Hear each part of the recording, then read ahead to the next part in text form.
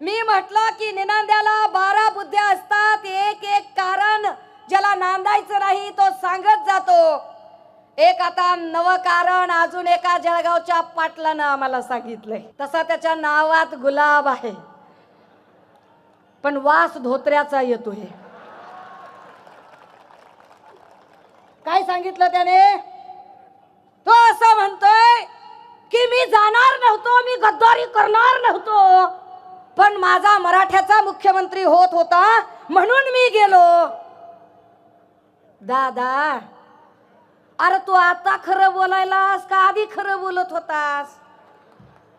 कारण हे तेच आहे जे आधी सांगत होते.